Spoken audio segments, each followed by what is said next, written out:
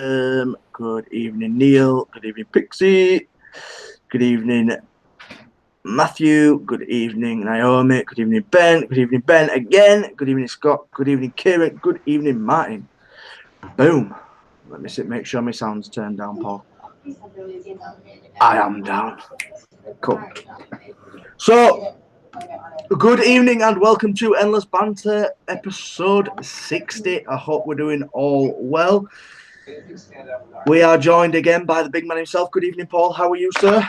Good evening, Thomas. I'm not too bad. If I get off quick, it's because I'm going to shit myself. Right, belly. Yeah, just so before everybody hears that, we just be glad you've not got smell-o-vision going on tonight because Paul's at it already. So if Paul dips, you know why he's dipping. So Paul, how's your week been? What you have for tea? What you vaping? And I know you've got a lot to tell me what you're vaping this week. I am vaping on a RSM Stabwood box with a K-Fon 2019-22 with a Steam Turner's top fill tank on it, and it's fucking fire. That RSM, because we was talking about the RSM last night, and the RSM, they closed down business in 2016. Yeah. And I know you've had that mod probably 5 years. Nah. How long? A couple of years. Really? Yeah. They shut down in 2016, so I'm telling you now, that's a unicorn you got right there. So what's the front plate on it? Is it carbon? Is it carbon on the front? I don't know whether it's proper carbon or whether it's a sticker. I think it's probably proper carbon fibre. Probably with RSM. I was looking at it this morning. I couldn't make up my mind whether it was a sticker that covers the screws. If it's a carbon plate, it's glued into the actual stab wood, which is Is it acrylic and stab or is it full stab? No, it's acrylic and stab. So the back part, I think is pure acrylic, and the front part is pure wood. The white bit, well, the creamy stuff is acrylic. It is fire. It's absolute. What we had for tea? Come on, tell us all what you've had for tea, because I see Tash post a picture. I almost had vegan spaghetti. I think that's why I've got an upset stomach. I think the shock of potentially eating vegan spaghetti has fucked me up. What stopped eating vegan spaghetti? It could have been nice. It really could have been nice. I've tried vegetarian sausages and they taste like. Did you have Linda McCartney's? I've tried all sorts. Because it's really low in fat, isn't it? Yes. But obviously it's that fat bit that makes it taste decent, because vegetarian sausages taste like arse. If anyone else would like to give Paul the advice on what vegan sausages taste like, you know what I mean? Tell him the best ones, you're more than welcome. He won't eat them. Most of them are just offside vegans. When they're at home, they're eating proper sausage and bacon. They're only vegan in front of their tree-hugging friends.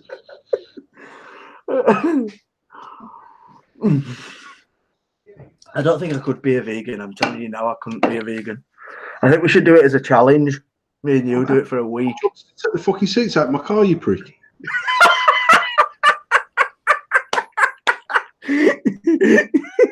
All right, what about eating it, not fucking sitting on it? Vegan is a vegan. A vegetarian's a half-ass vegan who's not really a fucking anything apart from attention seeking. Because if you're gonna not eat meat because you're a vegetarian, but you're gonna wear leather shoes on the base that the animal already died, you're a prat. That's just my opinion, obviously. But so should we do a non-meat challenge for a week? I mean, you'll see how we get on. Mate, I could probably cope without meat for a week. I don't know. It's dairy for me more than meat, I think. 100% more. If it was a vegan. Yeah, no, that's what I'm saying. Vegan. What can you actually eat apart from nuts and grass? Someone's going to have to tell us. Someone's going to have to give us a diet plan for a week and see if we can do a vegan diet. A vegan right more plate. Literally, I'm also going to get a handful of grass out of the lawnmower and fucking throw it on a plate. And post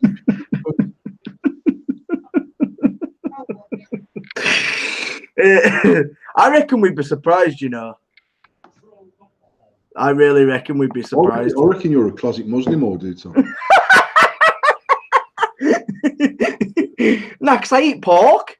No, You've seen me. You've seen me eat bacon. Yes, you have in Germany.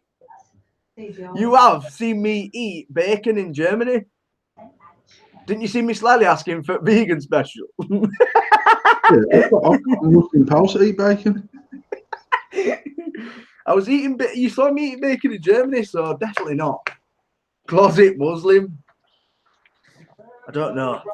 I don't think I could fast for fucking 60 days.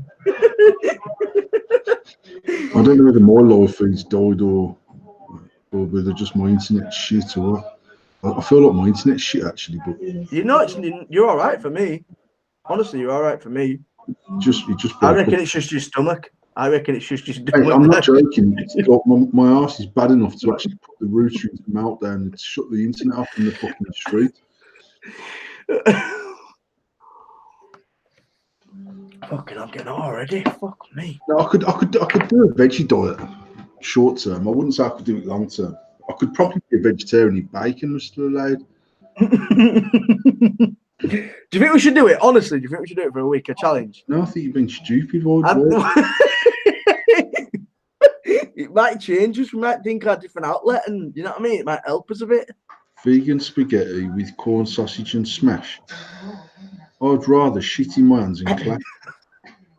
I fucking knew that was coming. Yeah, we tried corn minced beef before, and the kids were like, "What's the matter with the food?"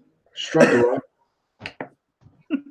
And I don't want to risk getting in the McCartney shit for ages in case one of my fucking legs falls off.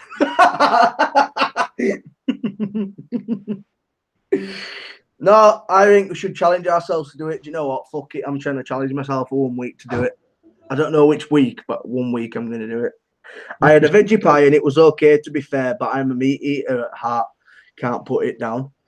Red pepper, butternut squash. Sausage. So it's not really a sausage. How do you get red pepper and butternut squash tube? Yeah, how do you get that? That's what I want to know. How the fuck do you get that? No, we had this debate before with people, and they were saying that sausage is actually the shape. So it can be a sausage even if it's like just cauliflower. But I'm not having that. No, it's got to be pork. No, because you can get beef sausages as well, because I know Muslims will eat beef sausages. I just had steak and chips, Adam said. Fair play to fucking Adam. One of the meat eaters in this world. I'll take a photo and all this tomorrow. Yes, please show us this fucking no carb diet for a week. You'll be crying for chips. That is definitely a tough one for me. No carbs. I love fucking bread. I tried no carb. I did try no carb before. I tried doing the Atkins diet, and it's as bad for my temper as drinking fucking half a bottle of whiskey. Oh, I love bread. Bread, cheese, butter. Yeah, man. Can't do it. Cannot fucking physically do it. Who's this? Vegetarians are just sexually frustrated,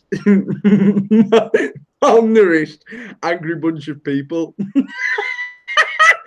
They say they don't have meat or any animal product, etc. So how can they have sex that involves meat inside? Meat. What's it saying? That involves meat inside them.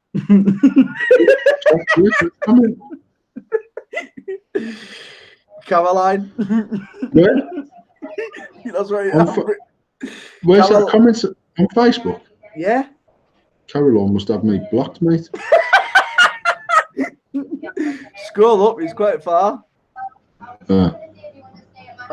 Tom, I'll challenge you to a full vegan diet for 1 week. Fucking I don't know. I think it'd be a pretty fucking mad thing to do. As I say, I love fucking meat and I love my carbs. So that's probably why I'm fat, because I love meat and carbs. Vegan is hard, man. One, if you do it for a week, you can't just put your leather trainers to one side. You got to set forward to your Jordans for starters. No, fuck that. No. Whoa. wind it back a bit. You're either a vegan or this is my point, right? People want to be a vegan because they want to get 20 extra likes off some other prat who eats fucking branches for their dinner. But the reality is, to live a full vegan life, mate, I don't even know what the fuck. I'd have to get rid of all my shoes. Yeah, that's that fresh, really, wouldn't you? My Fresh. jeans would fall down because my belt would have to go. I'd have to throw my fucking wallet in the bin. Set fire to my car. Set fire to Tasha's car. Fuck the settee off out the house. Yeah, you would have to start fresh. But if you're gonna, would you say 99% of vegans do that, or 100% of vegans do that? I would say 99% of vegans are full of shit. Like, look, the secret lemonade drinker, but for meat. You get up in the middle of the night saying, "Oh, I've got a little bit of heartburn. I'm just going to go and get some Gaviscon." Whacking weight of him hand down the fucking throat.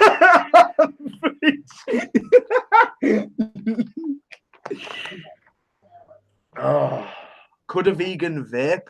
Definitely, because where's the shit where's veg and yeah? Could a vegan vape? Yeah, of course. I don't know. How do you know that? You can't eat fucking wine gums. Yeah, because of the jelly. Well, you can eat halal wine gums. Mate, wine gum. Maynards don't make halal fucking wine gums, right? So anything else isn't really a wine gum. It's clone. Haribo do halal Haribos with no gelatin in. They're the same ones, mate. I promise you, right? In the factory, you just go to 2 different bags, and they're charging extra quid. Paul, you know you're upsetting about 9.9 million people right now. 9.9 billion people. They're all going, fucking Paul told us he's got gelatin. All eating their Haribos going, fuck! I had an Arab friend who used to go into the cafe and ask for he literally used to ask for undercover cheese on toast. And it was sausage, bacon, and egg on toast. He used to come out with a brown bag. True story, that. Fucking brown bag in it, so no one knew what he fucking had. Halal products are blessed by someone. How do you bless wine gums? They're not blessed. It's not blessed. It's gelatin. Obviously, when if a product like halal meat, when it's killed, he's hung upside down, his throat's cut so the blood drains, and there is actually a prayer playing normally now in a modern abattoir, because I know someone who's got a halal abattoir as well, which is quite handy for disposing of fucking horrible people when you're fucking noises. But what they're doing, basically, back in the day, the bloke cutting the neck would say whatever they say. I don't know what it is because I'm not a halal butcher. Now they've just got it playing on the iPad through a Bluetooth speaker. I swear to God, like, it's obviously a little bit more modern, so it's playing the same prayers playing in the abattoir when they kill the animals. But if Neil Pudsey's suggesting that when they make the wine gums, they have to kill the wine by cutting the wine's throat, he's more ignorant than I gave him credit for. So anything that's not halal, naturally, obviously don't need to be blessed. The actual blessing is for the animal that's getting sacrificed for the halal meat. And then, like, you see, like, ignorant people then going, "Oh my God, have you seen how they kill the animal? They cut its throat." And I'm like, as opposed to shooting a bolt through its fucking brain. Yeah. For me personally, you kill an animal, you kill an animal. It's that simple. Either way you do it. Mark's taking it to a whole new level. He's using vegan Clapton wire. We can shoot those wine gums out of a man's arse. Job done. That don't even make any sense whatsoever, Pixie. Even guys, looks like you had a good time in Germany. Germany was banging, Andy. It was, mate. It really was. So how's your week been? How's it been working? Everything good at work? I'm not going to lie. I've been knackered, mate. I've been like properly fucking knackered. I started decorating on Saturday, decorated Saturday, decorated Sunday, decorated Monday.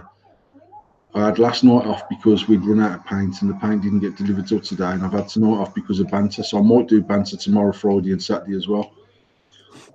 Just No, I need to get it done. Actually, I was thinking we got 8 or 9 weeks of the baby, but actually we've got just over 7 weeks till the baby comes. So Yeah, it was 9 weeks when we went to Germany. I've done the haul. I've done the landing.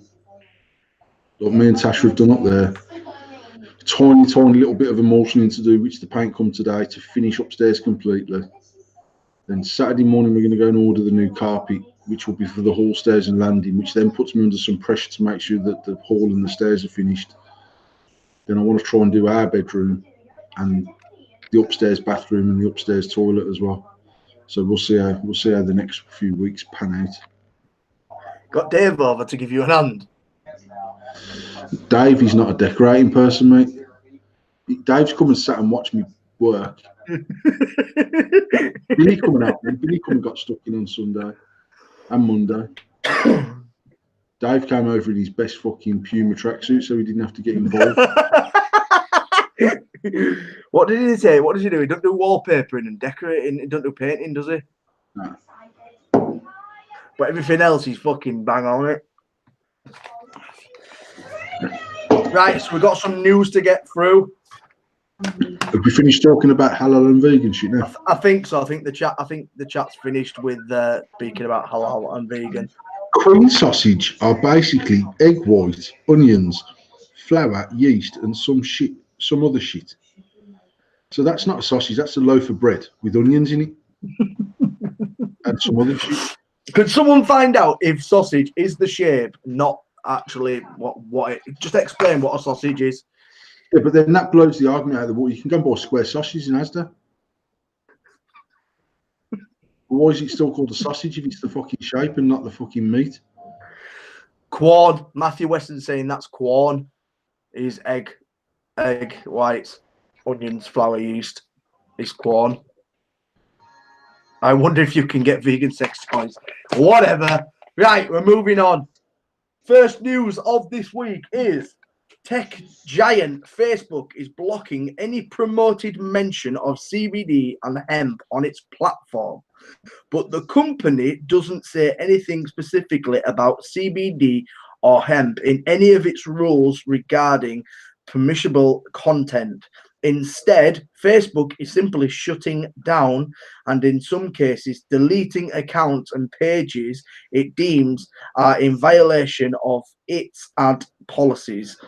At the same time, Facebook doesn't seem to be very willing to explain its own rationale for banning pages promoting CBD or hemp products, and that's frustrating for businesses and individuals who post and advertise on platform because CBD isn't illegal. Paul, what's your take on CBD being banned on Facebook or flour being banned? And anything to do with CBD is currently under scrutiny from Facebook. I think that Facebook belongs to one person. If he wants to ban it, he can. That's my honest opinion. It's literally like me deciding that I don't want something on my website that someone else has got access to put on there, and I don't understand the whole. It's not illegal to sell animals, but you're not allowed to sell animals on Facebook. Yeah, you're not allowed to put stuff like that on eBay and stuff like that. You're not allowed to put animals, firearms, knives. Yeah, obviously firearms, they're a bit illegal, mate. I have to fucking phone. Obviously in the UK, but you can't even do it in America. You can't even do it in America. Yeah, that's because of Yanks shouldn't even be allowed to have guns because they're all fucking mad. That's for another week. It's not illegal to sell a kitten, but you can't sell one on Facebook. No, well they do, but yeah. Yeah, they do because they put it on this. Look, we just got rid of our dog. And what did you put? What did you put on Facebook as? What did you put it on Facebook as? Fairy ball of cotton. No, it's what we put it on some selling groups, and the listings got pulled. But the amount of inbox messages you get off people saying, "Hi, can you just tell me if the dog's been neutered?" Because they're just going to puppy farm the fuck out the dog. Yeah. And actually, as it goes, a friend of ours. So if she does decide to send it to a puppy farm, I've agreed a cut of the puppies. Jack Newell says, Mr. Jack himself says, when I start paying for Facebook, then I'll moan about what they block. Exactly. I agree. I do agree. And me personally, about this whole CBD thing, for me personally, seeing CBD on Facebook, I don't have an issue with it. It goes back to our conversation of vaping groups promoting CBD and stuff like that. That's what's going to eradicate it for me. Because I don't want to see it. You know what?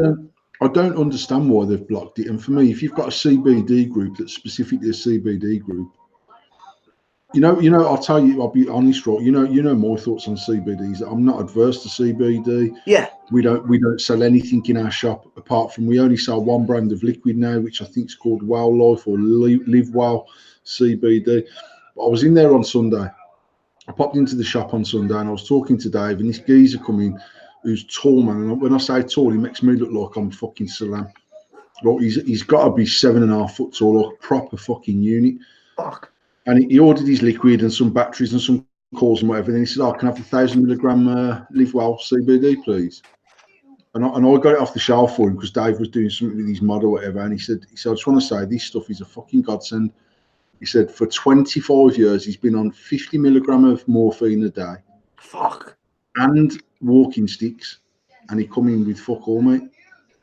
So on that basis, I would never not advocate the use of CBD because it's doing good things for lots and lots of people. However, I think it should be specific to its own thing. And I think people that are selling it should be trained in how to sell it and all them other things. So from that point of view, I don't understand why Facebook are banning it. Apart from, mate, there's too much money involved in all of these things, and Facebook's probably got the biggest reach next to Amazon or including Amazon of people, and they can be dictated to what they can and can't fucking stick up there. Simple as that.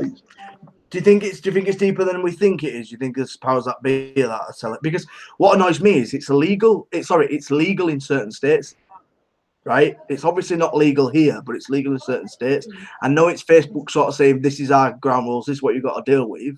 But do you feel like there's something behind it saying we don't want this to be shown on this platform? It may be investors, you know what I mean? Maybe investors, maybe the power that be. 100%. Yeah, sort of guiding what, because obviously Facebook is a plus 18 platform, isn't it? Am I right? No, it's not. It's a plus 12 or 13 or 14, something like that. You can be a teenager on it. You don't have to be 16 or 18 to use Facebook. Was it a plus 18 at first? Was it a... No, it's always been, I think it might be 13 or 14. Yeah, because I just feel like maybe they're looking for it to look different. Do you know what I mean? I feel like they're looking to control it personally. That's more personal thoughts on it. Whoever them people may be. I just feel like, for me personally, I think it's deeper than it is. I think the way they want to see Facebook and they don't want to see that sort. You're never going to stop it in certain degrees because you're going to have secret groups and stuff like that on Facebook. Obviously, Facebook Listen, can monitor mate, it. somewhere on Facebook, there's groups where you can go and fucking watch kids being raped, right? So either Mark Zuckerberg's a raving fucking paedophile and he's allowing this shit to go on, or it just happens. There's groups on there that sell fucking weed, which is blatantly illegal. There's groups on there that you probably buy a fucking gun on here if you wanted to. It's deep. It's deep. It's very fucking deep. Right, let's lighten the mood up with a bit of fucking fun. A 69-year-old grandmother was arrested at Disney World for possession of illegal narcotics believed to be THC oil when she entered the amusement park with a bottle of CBD in her purse. Now she's suing, and the incident is shining a spotlight on confusing CBD and cannabis laws. So first of all, what the fuck was she doing going to Disney World with fucking CBD in a bag anyway? That's the fucking first question. And the second question is, it's saying here, it's shining a spotlight on confusion between CBD and cannabis laws. There is such a fucking... We don't know what's going on, whether it's the States, whether it's here. The laws for CBD and cannabis is so fucking different everywhere. Like, we know there's people selling flour. You know what the trouble is? It's like I said before, when you got the likes of some vape shops with glass jars full of fucking CBD flour on the counters, and they're literally promoting it in such a way that people think it's legal weed, and then they're walking around the streets with ultimately buds of fucking CBD that could be THC, but nobody knows.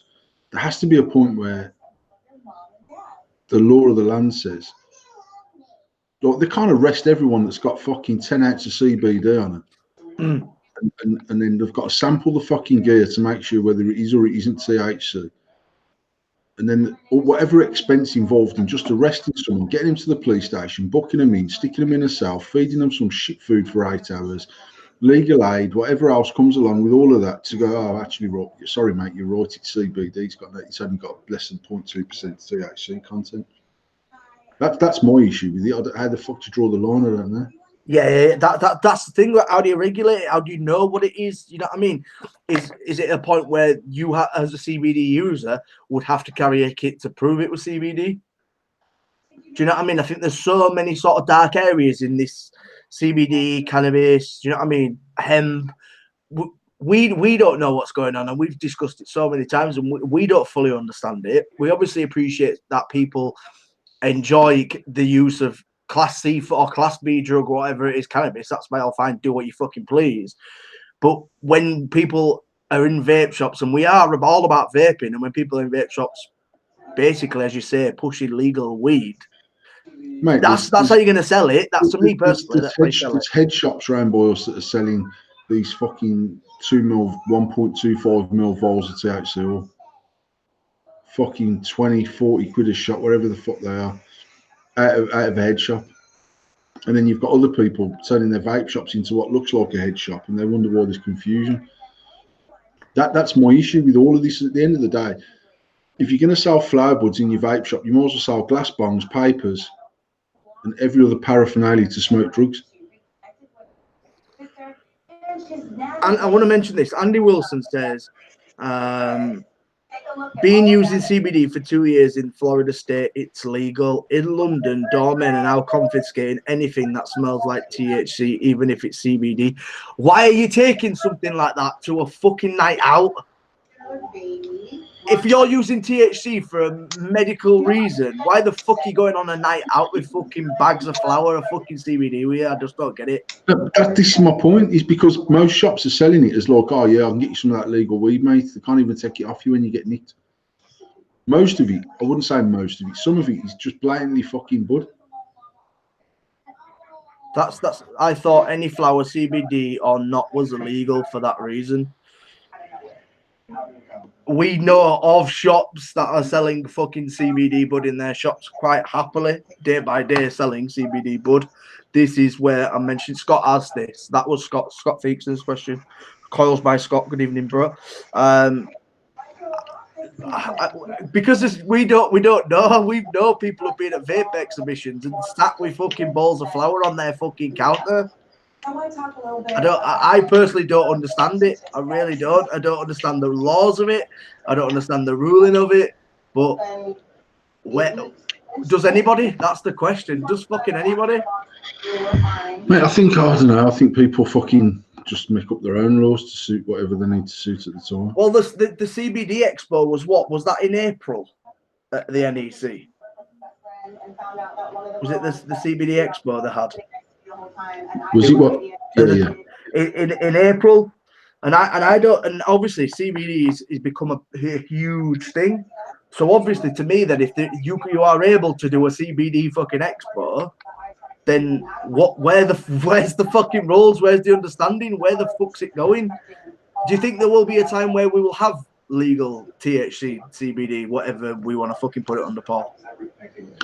Yeah, but when it's controlled, mate. Like dispensaries, like in America. Just once the government have got their sticky fingers on it, then that's when it will be allowed fully in every guise that you can possibly imagine. Let's have a look. We live in 2 different states, and she has her own life, and I have my own life. Let's have a look. What's Ian said? Would you conversate Cali Green liquid that smells and tastes like bud? We know incense it is wrong to conversate something they know nothing about. If it smells like weed, what else? And it looks like weed, what else are you gonna fucking call it? Let's be 100% realistic with ourselves. If it looks like a cannabis bud, it's a cannabis bud to anybody who's not in the know. That's what I'm saying. And actually, if you're that much of a dickhead that you're carrying your CBD bud to the nightclub to give it the big one to it. And if you've got that much chronic back pain, stay your fucking self at home. Smoke your head off. Like literally, mate. There's people carrying this just to go. Yeah, it's legal, man. The feds can't even take it off me. They're dickheads, absolute morons. And the people that are selling it are bigger morons because they're selling it in that capacity. It's the attitude behind it, innit? 100%. It's not the product itself, it's the attitude. I've got nothing against CBD. And after that geezer on Sunday, it made me realise that there's so much benefit for people there. But sell the product properly to the proper people, and the people that are using it for medical reasons, that are helping someone who's been on morphine for 20 years to get off crutches and take no morphine. He ain't going to the nightclub to throw some shakes with his fucking CBD liquid, mate. Yeah. Yeah. He's doing it exactly for the right reasons, what he should be used for with medication.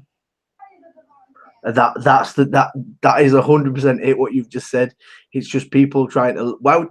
I just can't get it from my mind. Why would you take something that looks like cannabis flower to a fucking nightclub when you're talking about medication, medicating yourself?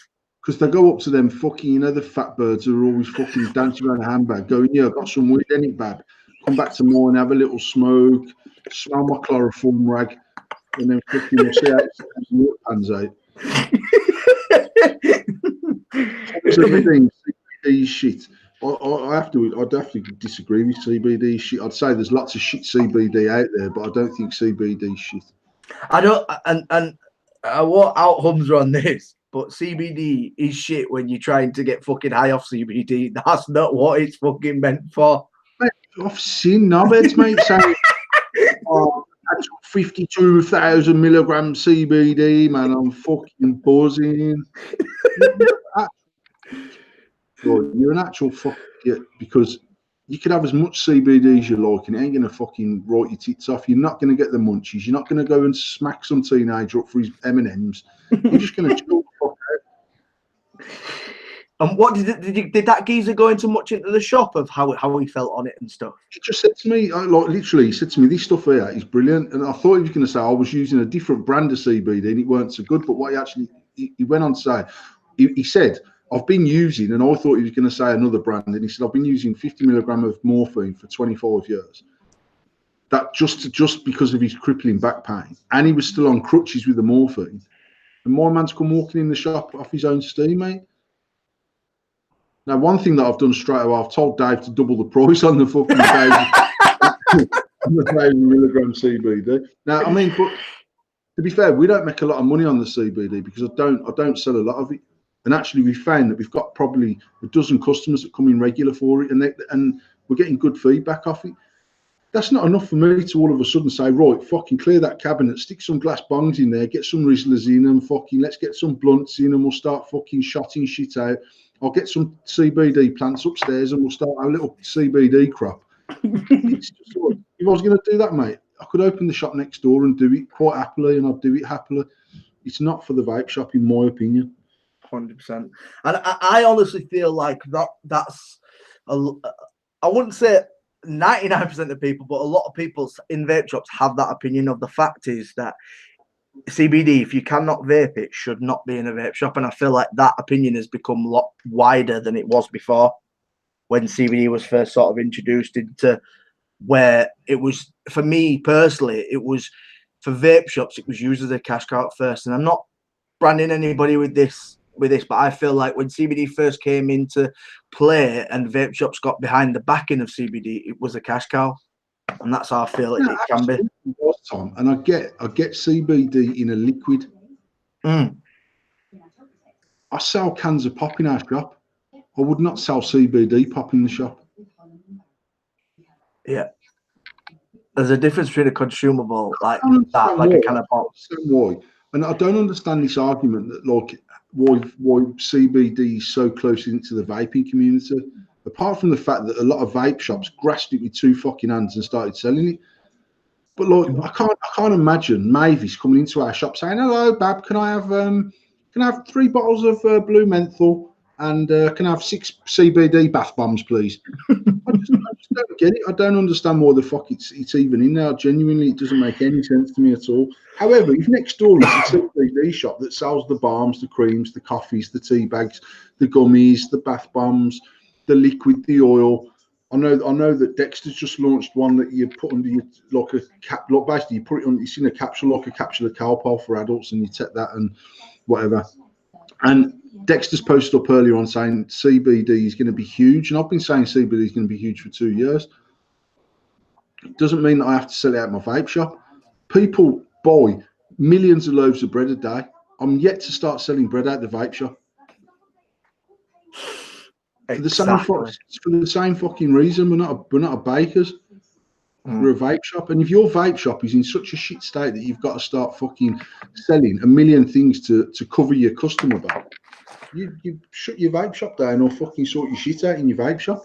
It becomes a convenience store, really. Let's be realistic, doesn't it? At the end of the day, if you feel like that's what you've got to do to rise business, increase business, then you might as well just become a convenience store, and you might as well sell fucking IQOS, you might as well sell fucking cigs, you might as well sell everything you can get your fucking hands on. Before again, I'm not adverse to IQOS.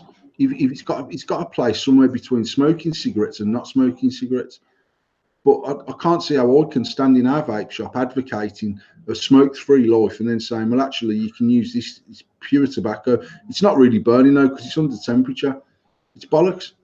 That's just personal opinion on it. And I get that there's lots of people selling IQOS in vape shops. I don't sell blue or white products in our shop for no other reason than I'm not aiding their advertising campaign. They're multi-billion-pound companies. Advertise your own shit. Buy my shop. If you want me to advertise, you buy the shop, stick a fucking screen in the window, knock yourself out. Now, I know that Vape are going to take over. I know that Blue are going to take over. So I'm not stupid. I'm not suggesting that my little one-man crusade is going to stop them because it's not, mate. I'm not aiding them. Simple as that. So, but I'm not adverse to Blue investing in the vape industry. It's good for us. There's going to be lots of people that start off on a Vape. And it's just not good enough for them. And I know that. I've used plenty of devices over the years to know that you get used to what you're using. You want something different. Now, unless them companies cater for the long-term vapor or there's better battery technology so they can get a lower coil in there to give a better hit for a longer period of time. But the reality is pod systems are convenient. Pod systems are clean. Pod systems, although they're more expensive than using a bottle of 10ml liquid, they're still way, way cheaper than smoking cigarettes. Yeah.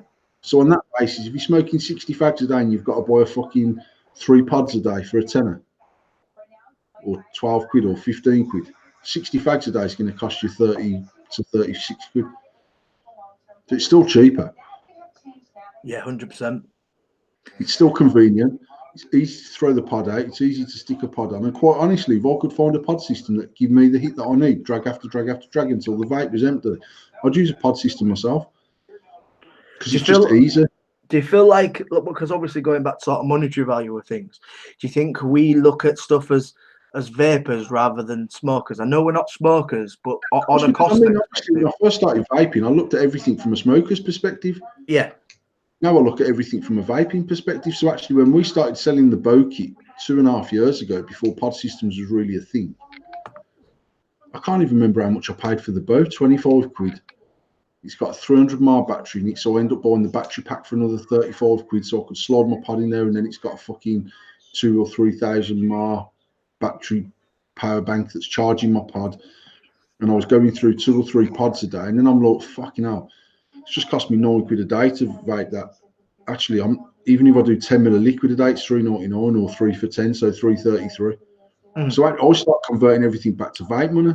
Now, I've said to our staff in our shop, because obviously they're all vapors as well. So they're converting stuff back to vape money, not to fag money, because they're all long-term give up. But I've said to them, look, when someone's coming in that shop as a smoker on 40 a day, if you're selling them a pod system that ultimately is way more expensive to run than a Zelos 2 kit long-term, it doesn't make no difference for us. It's about getting them off the cigarettes. Yeah. Now, at the end of the day, mate, they could get off the cigarettes and then all of a sudden, within 6 weeks, become a sub-ohm vapor using a purge mod. I don't sell purge mods, so I'm going to lose that business anyway. But my aim personally is to get people off cigarettes onto vaping, whatever way that is. That's if that's with Subohm, if that's with a pod system, if that's with a fucking pen, if it's with a rebuildable tank, whatever that is. Now we can either retain that business or we can't, but I'd rather not retain the business and them not be smoking than try and catch them in a bubble that only I've got control over, because actually that bubble will burst at some point. So it's not about long term for me. I know the people that use our products, we've got a massively high retention rate of customer, as I'm sure lots of people have in their own stores, because I find personally that vapors are more obviously I was loyal to a brand of cigarettes. I used to smoke Embassy Filter, but I didn't go to a certain shop for my Embassy Filter. I went to any shop. Have you got Embassy Filter? No. Have you got Embassy number 1? Yeah, I'll take 20 of them. That was my next alternative. But I didn't go to the same shop every night and buy my fags. Yeah. Because I bought my fags when I was out and about and on the move. But actually, what I found for the last 6 years with the vaping industry is when you've got someone off the cigarettes, they're fiercely loyal to you. They're fiercely loyal to advertising you to their friends and their family. They'll bring people down to the shop and say, yeah, this is my pal. I've told him that you got me off the fags 4 years ago, and I've told him to speak to you guys. And that's not because we're better than any other vape shop. That's because they just know that what we done for them succeeded, the same as James Burr. Customers know that what he done for them succeeded, what Taz Dean at Grey's, so we've all got our own loyal customer base. Mm-hmm. It's much more loyal at a mouth to lung stage than it is at a sub-ohm stage, because at sub-ohm stage, people become inherently involved with Facebook groups, and then it's about finding the cheapest product because the product's the same. It's then about saving £1, £2, £10, £30, depending on what you're buying and who you're buying it off. But it is what it is, mate. I don't know. Do you feel like that's why, talking about pods, obviously you're saying about referring to the price of, whacking your pod in, it goes, it's full of liquid. Do you feel like that's why there's been a surge in sort of replacement pods, as in refillable? I honestly think that pod systems took off the way they did because coil technology got better. So actually, when I was vaping, now if I try most pods of 2 years ago, they would not give me anything like the hit that I need. You try most pods of today, and they do. The flavour's not particularly good on them. Most of them shit airflow control.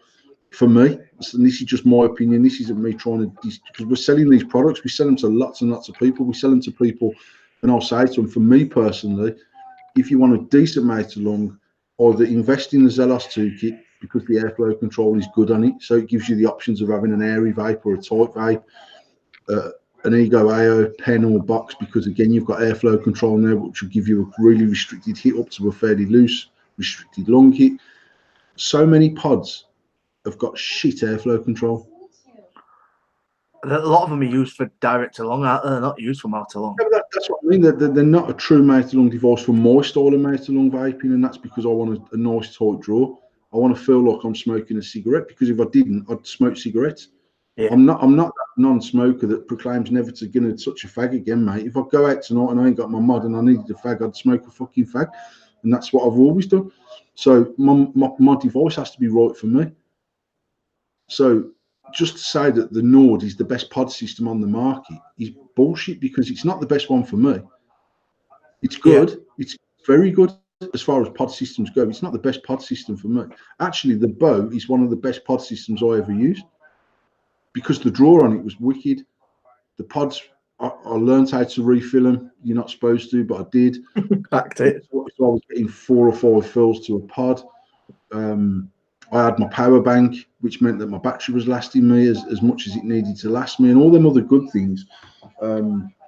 It's just, I mean, driving home, I done a live feed driving home earlier, and Frankie was on about, oh no, you've got to have fresh pasta. Fresh pasta's the best pasta.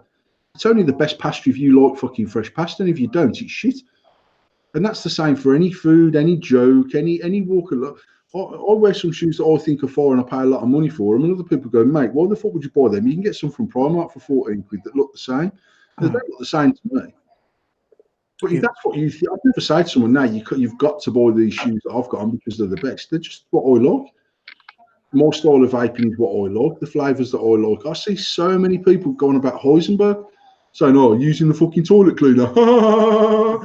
because I think they're fucking comedy geniuses. But we probably sell more Heisenberg in our shop than any other flavour of liquid. Yeah. Because it's a staple flavour that gets people off cigarettes. Works for them. It's something that can vape all day, every single day. It's not everyone's cup. I'll never understand why anyone makes Heisenberg in a high VG sub-ohm liquid, because I'd never vape Heisenberg as a sub-ohm liquid. But people make it, people sell it, people buy it. Jobs are good. Yeah. It's You're so right. it's subjective.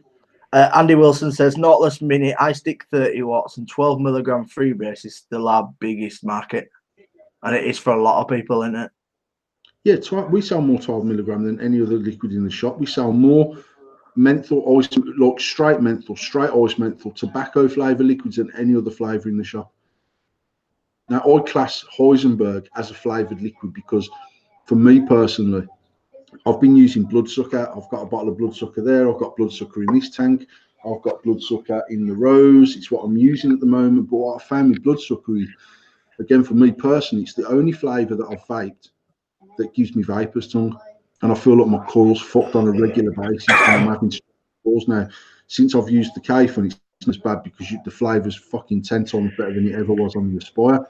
But within 2 days of using this system and going back to the Aspire that I've used for the last 8 months, 9 months, whatever it is, it was flavourless. I literally couldn't taste any flavour off it. It was like I was just vaping something that was giving me a throaty and exhaling vape.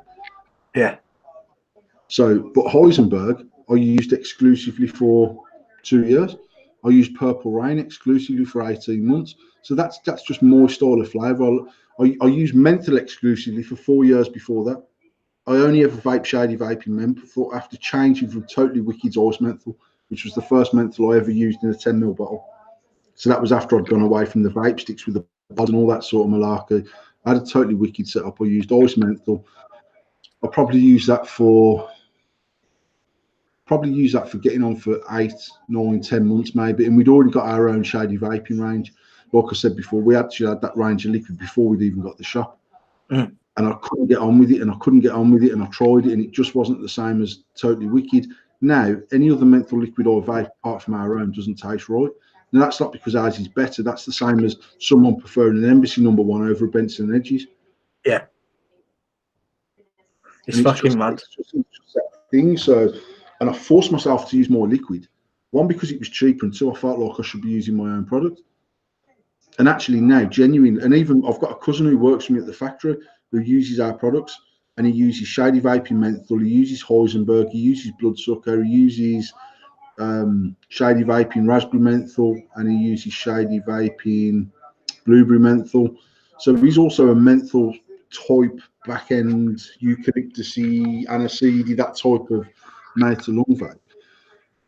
But when we've run out of liquid for whatever reason, and he's took a bottle of, I'm not even going to say any names because I'm not saying they're bad liquids, because if there was, I wouldn't stock them. But he's took other menthol brands that are big brands that are good flavours, and he's like, you know what, it's all right, but it's just not yours. Mm. Because you tell it just acclimatizes to what you're using. Yeah, definitely. Let's see what Ian said. Ian said, I agree people that come in on a weekly basis trust the advice that's given and it's worked for them, so they bring their friends in. That only makes good business. That only makes good business, but makes me feel proud they trust good advice from a god, he said. Yeah, mate. I'd advise from God, they've obviously come to my shop before they've been. That's one of the most rewarding things, isn't I it? swear to God, I was talking to someone the other day and I says, still the most rewarding thing for me. In fact, it was when we was in Germany and I was talking to, what was their names, Joe and... You're talking to John Bryan? And actually, when you guys had gone outside for a vape, just me and Joe was talking. And I said to him, I said, I don't go down the shops very often now, but actually when I do, I would say that when I've spent more than an hour in the shop, 9 times out of 10, I've sold something. And 9 times out of 10, I jump onto someone who's smoking fags or wants to get into vaping. And it's not because I don't suffocate, but I always still love that feeling of actually them coming in as a smoker and leaving as a vapor. Mm-hmm. And I might never see them again. Obviously, when I was working in the shop regularly, you'd see them, you'd watch their progression, you'd see their journey. They might come in 6 months' time and they're like, you know what, I want a sub-ohm tank. And then they'll learn how to drop back to mate along when they need to and understand that sub-ohming might not be the be-all and end-all for them. Other people progressed onto sub-ohm and stayed on sub-ohm. But I used to love watching people's journey of vaping. I used to love the people that used to come in and say, I'd set it all up for them and I'd say, right, there you go, crack on. What I'll do then, they'd stick it in the pocket. What I'll do, I've got 8 fags left in this box.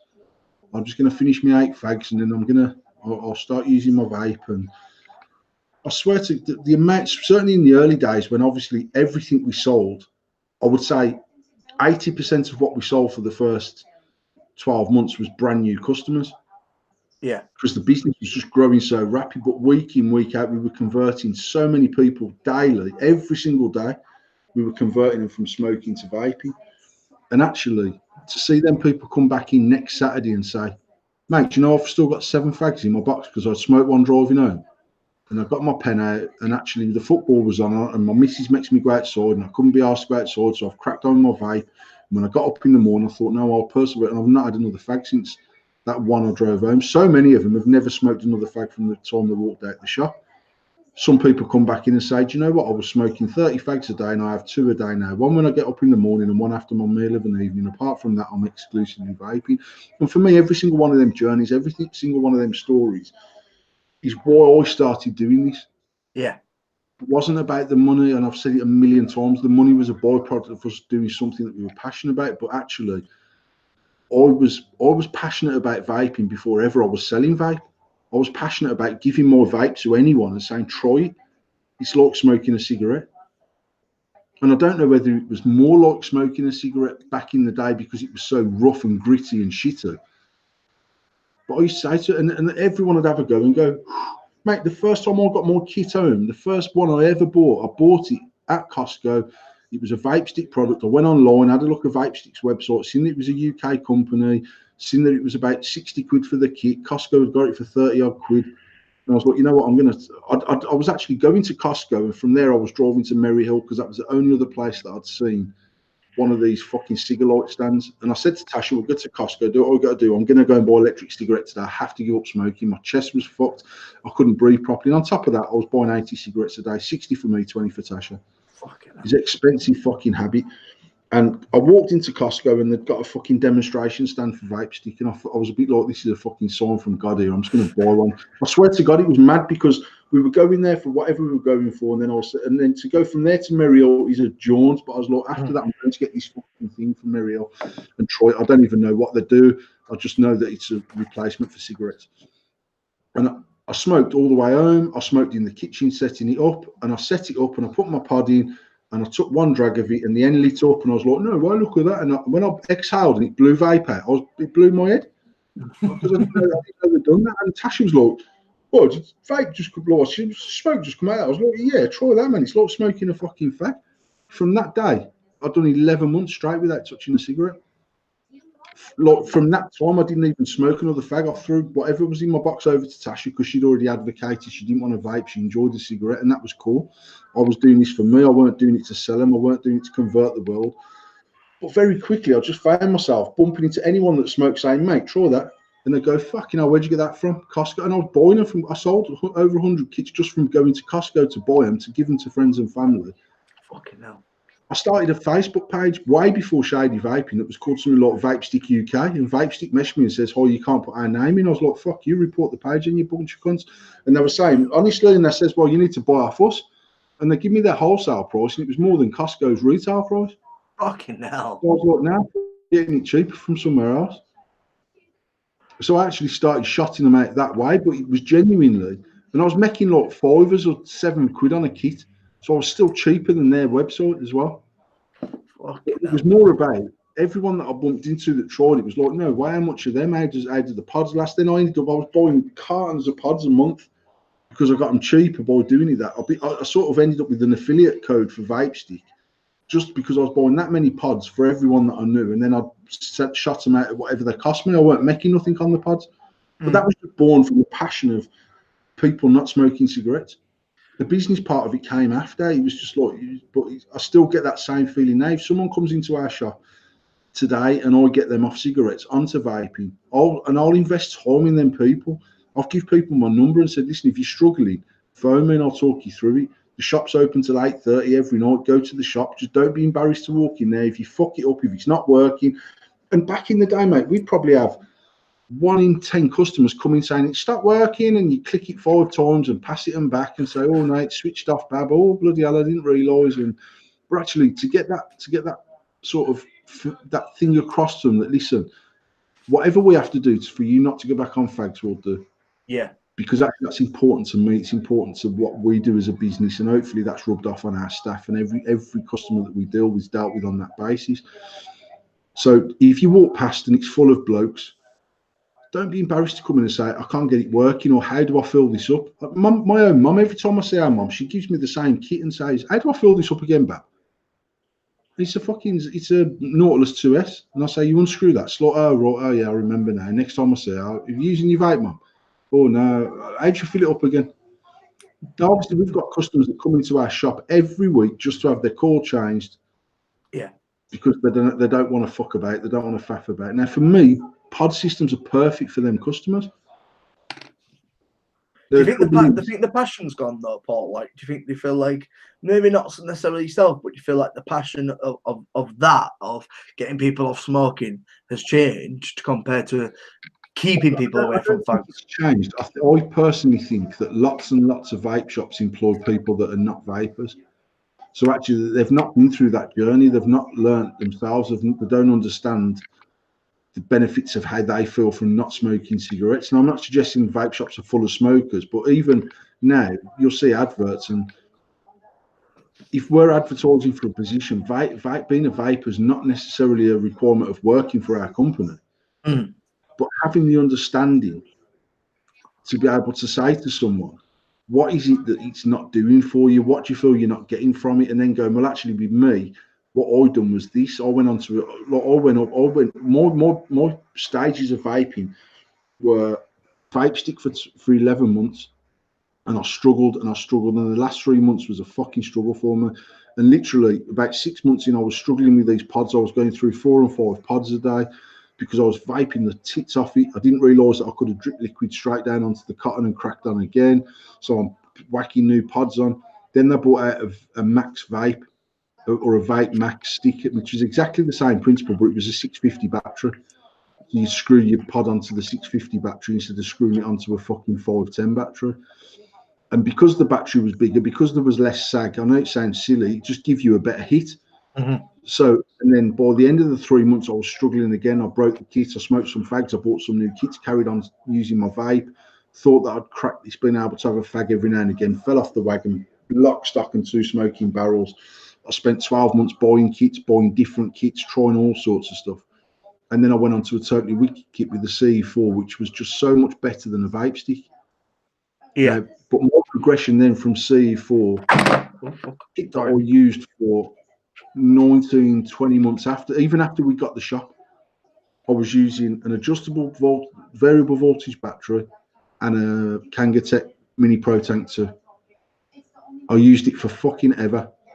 And actually, I bought a brand new Pro Tank 2 because I couldn't get a drag out of it, and then realised my air fucking hole in the side of the tank was clogged with shit. And it was only because a customer come in and he was like, I can't get a drag out of this. And I don't know if it was Dave who used to work for me at the time, was like, you got a paper clip and clean the hole out and back to. And I was like, bastard, that's what was wrong with mine. It's the only reason why I changed it. But I changed the tank for an identical tank. Then probably, I would think 2 years after opening the shop. So the Nautilus had been out for a while, and I used to stock the Nautilus, but it was $29.99 when it first came out for the original Nautilus tank. And for me, that seemed madly expensive because. Wasn't that a 5mm tank as well? That fairly big. Yeah, massive, mate. You could fill that up and vape for a month on that cunt. But actually, we stocked it, and I felt like 30 quid was a lot of money for a tank when we sold a whole kit for 35 at the time, which was case, lanyard, charger, battery, fucking. And a liquid for $34.99, I think. Or we might have even done a 650 kit for fucking $24.99. But there was a woman that lived, without exaggeration, her house from ours was probably 35 miles, and she used to order off me twice a month. So I used to go to her house one Friday, then not the next, the Friday after, not the next, the Friday, and she'd always spend anything between £100 and £200. So it was worth my while driving. It was literally by Drayton Manor. It's a fucking mission from my house. And she actually said to me, I want to try this Nautilus tank. And I remember going to her house, and I used to go into her house and Anything she had new, I'd talk her through it, set it up with her. And I set this Nautilus up for her, and I had a drag on it, and it was fire. And I left her house, and I phoned Tasha. It was probably getting on for 10:30 on a Friday night, and says, and she said, I'm in bed. And I said, do us a favour, run downstairs and grab me one of them Nautilus tanks out the stock.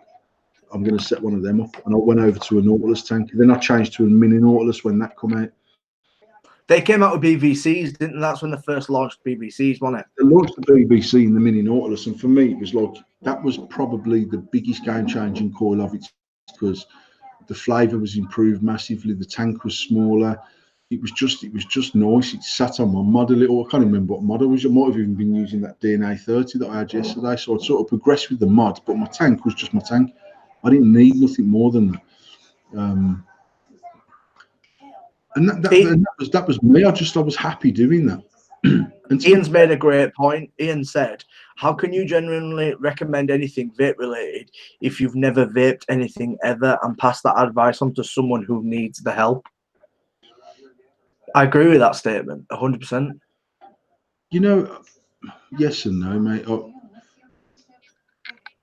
I think because not everyone's done the journey, have they? Not everyone's done the journey. No, but the point is Ian and me and you and any of my staff and any of Evolution staff and any of Grey Hazy staff and any of any staff in anywhere in the country, even if they're a versed, hardcore OG vapor, which without being pretentious, I consider myself fairly OG in the industry. And I've used all sorts of different devices. I can only give advice to someone based on my own personal journey. I can't give advice based on Tasha's. Because Tasha only was successful not smoking cigarettes when she started fucking lung inhaling, sub-ohming. Adam, who worked for me in the shop, gave up sub-ohming on a mech. The first device he ever bought was a mech mod, and he never smoked another fag after that. So his is different to mine. Therefore, his advice in theory would have to be different to mine, because he would be advocating, nah, you need a mech. Point one mech, yeah. So on that, just because you vape doesn't mean that you're a fucking god, and just because you vape don't mean that you're giving the right advice. You can only give advice based on your own personal experience. Now, I was fortunate enough that my experience was that whenever I've tried sub-ohm vaping, as much as I enjoyed it, I always went back to my mouth to lung. And my experience of working in the shop right back at the start when sub-ohm became a thing was so many people jumped into sub-ohm thinking it was the be-all and end-all, and then they were coming back in saying, fucking hell, bro, I'm spending 70 quid a week on liquids, mods, tanks, and I'm still buying cigarettes. So you start to get that experience. Now, you can get that experience from working in the vape shop, even if you're not vaping. You can still say to people, I know that you want to blow clouds because your mate's blowing clouds. However, do you want to give up smoking, or do you want to blow clouds? Because they're two quite different things. Now, that's not even true, because for Adam's case, blowing clouds was his thing. That was what got him off the cigarette.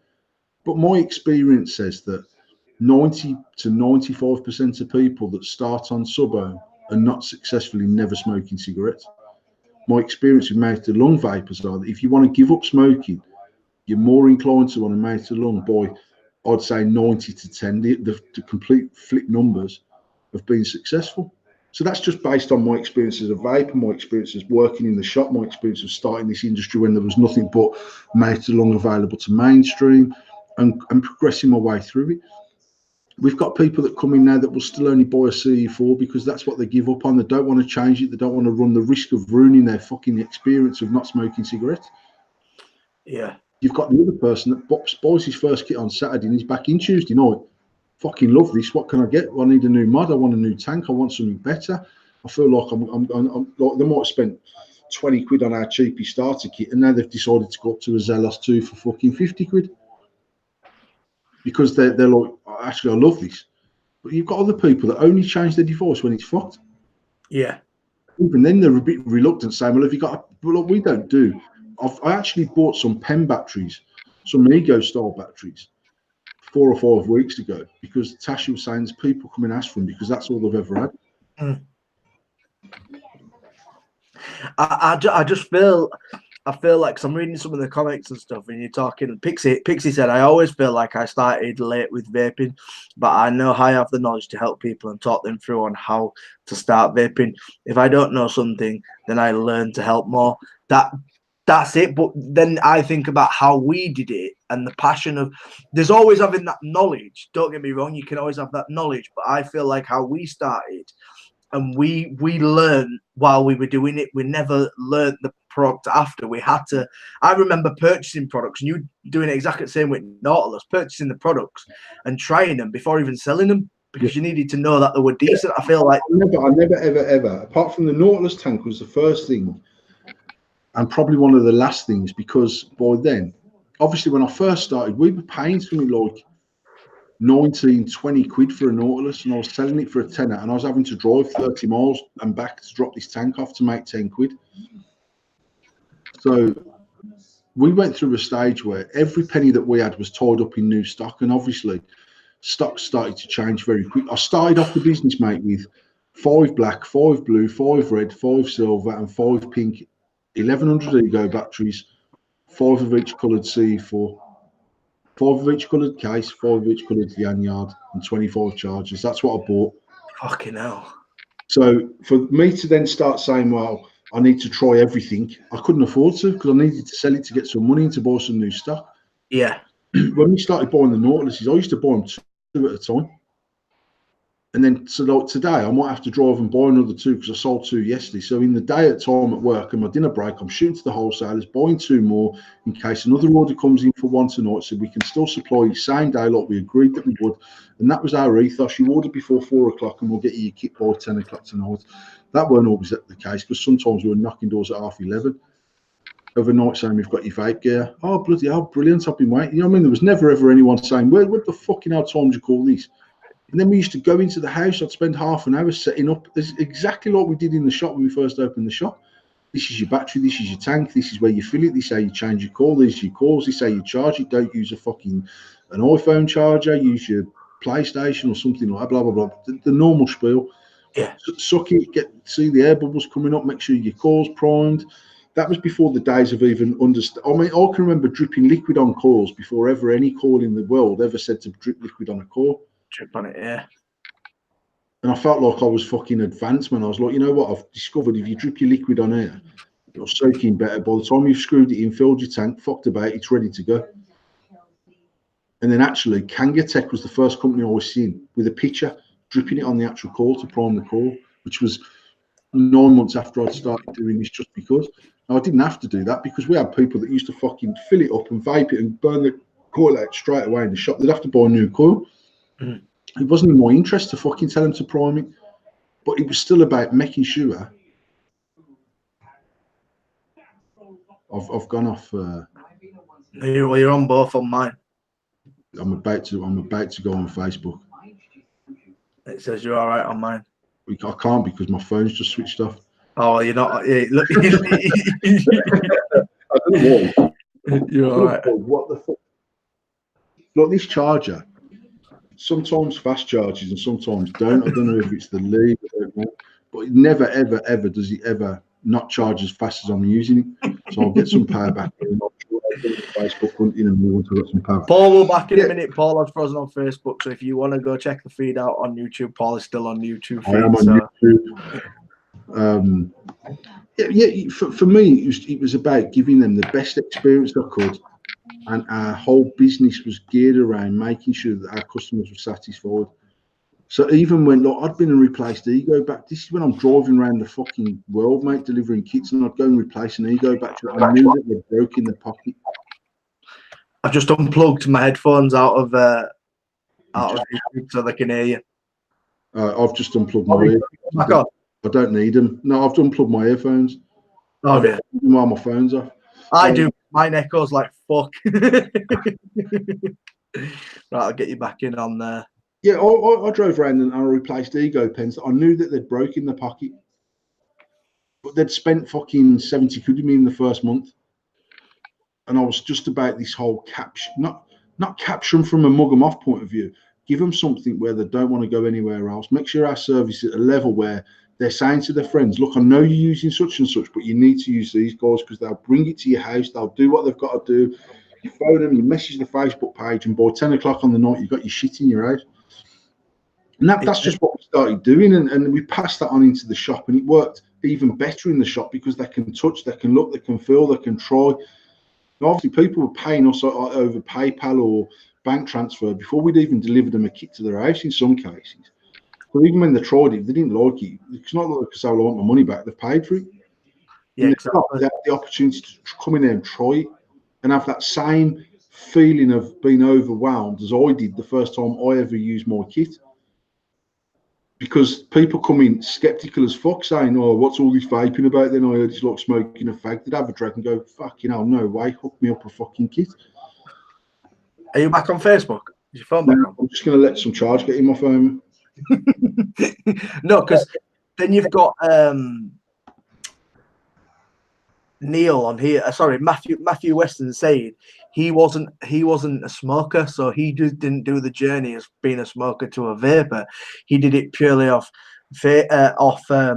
flavor. He's saying being a non-smoker, I didn't have the journey from smoking to vaping, but I have the knowledge from you guys and others to help others with their journeys. I feel like you'd still learn, even though you're not using being a smoker to go to vaping. I still like you still would grab that knowledge regardless of if you're using it for that reason. See, my opinion on that is that I'm not saying that Matthew can't have any knowledge about vaping because clearly he has because he's a vapor. Yeah.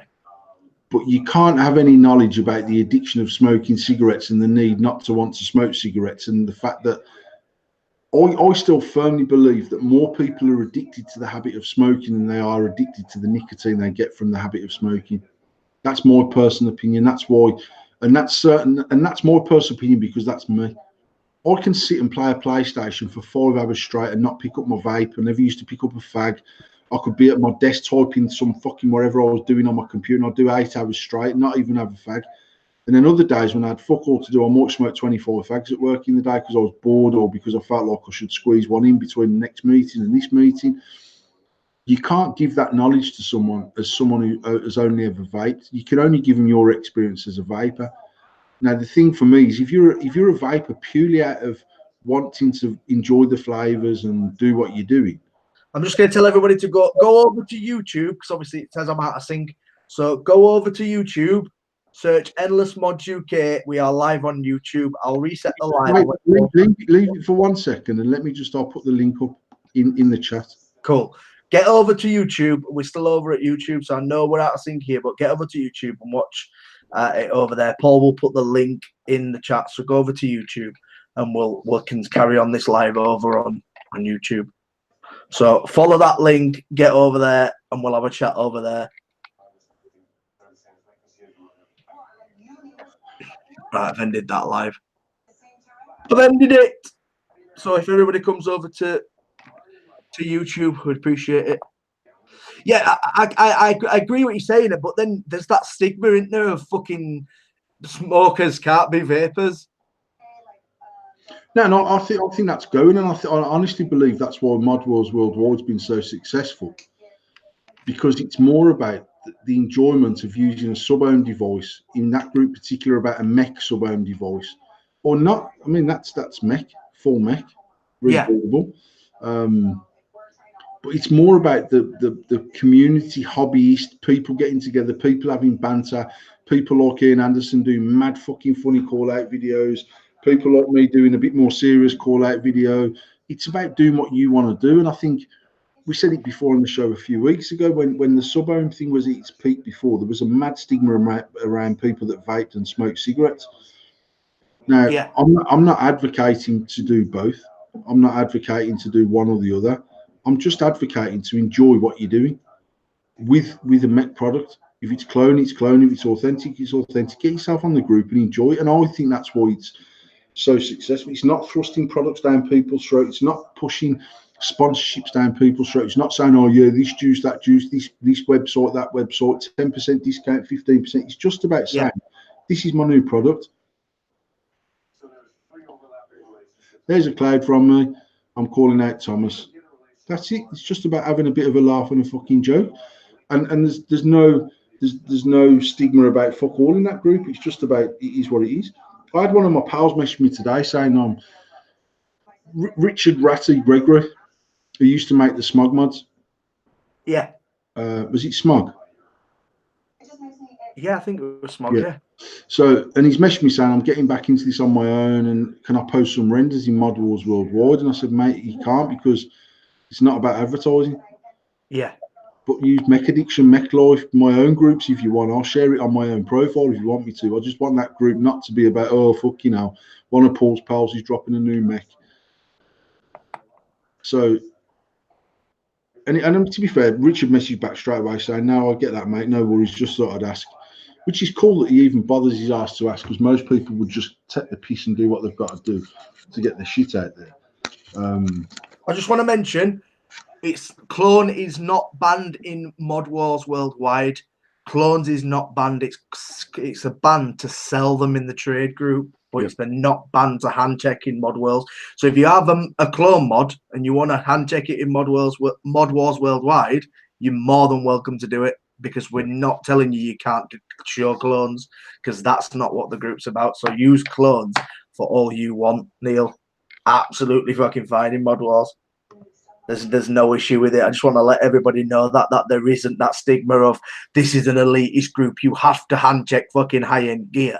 You don't have to hand check high-end gear. Yeah. You can hand check what you fucking want, as long as there's no wires in it.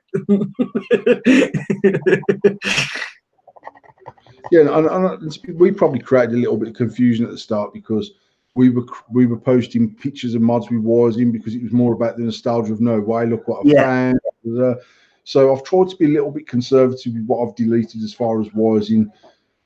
I've had people message me, what the fuck was my? I had someone message me with a hexome. What was my post deleted? It's got wires in, mate.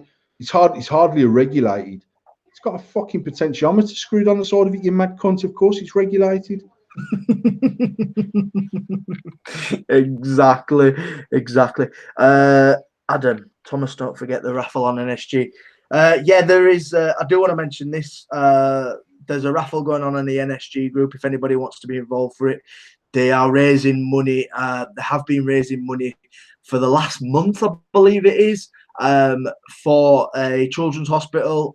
If you want to go over to the NSG group, do go over there, guys. There is a raffle going on. Get yourself involved. We've done a lot of stuff for charity in the past.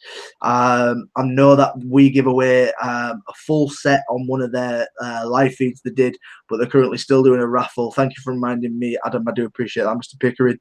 Go over there and show them guys support as well, because we are about getting this community back up. And if we can do something with charity, by all means, go over there and support it, guys. So sorry to cut you off there, Paul, but I just that's cool to remember it.